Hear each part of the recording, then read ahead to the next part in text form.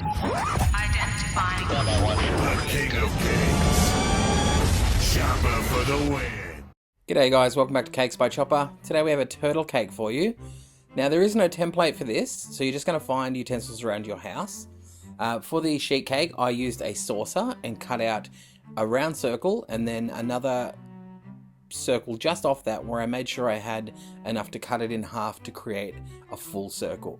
Then you're going to taper the edges down so it domes up like a turtle shell, and then fill that with a buttercream, place the pieces back on top, and then crumb coat as normal and place in the fridge for 5 to 10 minutes to let the buttercream set so you can carve it.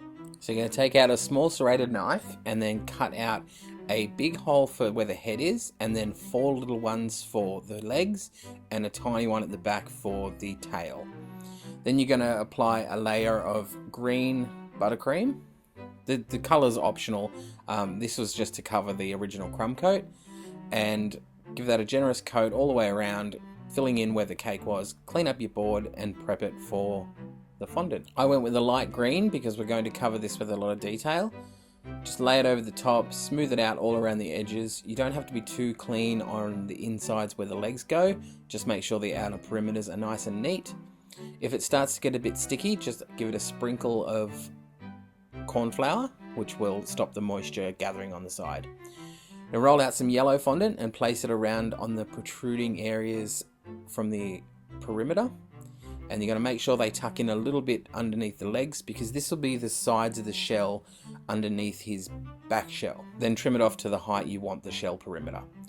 Now using some green fondant with some brown marble through it, and I cut out a circle shape, then a piece of paper that's a guide, which I folded in half, then into thirds, and then cut the top off, and this gives you this hexagon shape.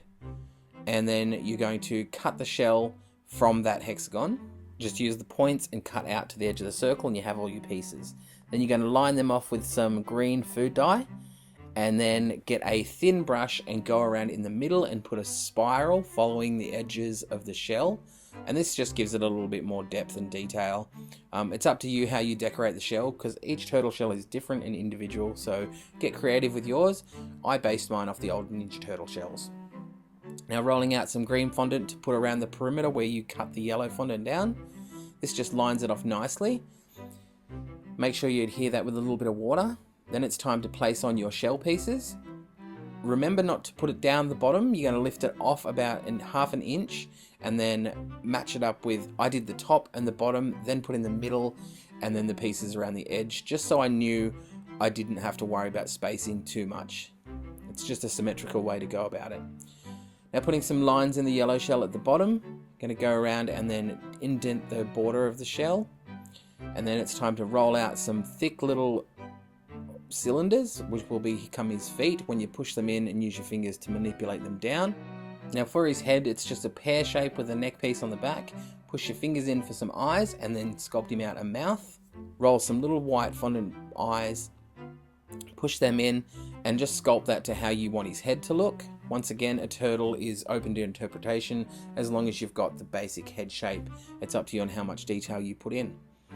Now I put a little few swirls on his joints where his knees are, and then some whites in his eyes to bring him to life. There you have my version of a turtle cake. So I hope you guys like him. I think he's adorable. If you like this cake, please share it with your friends and family. Help my channel grow. And why not check out some of my other cakes while you're at it. Thanks for watching, guys, and I'll see you next time.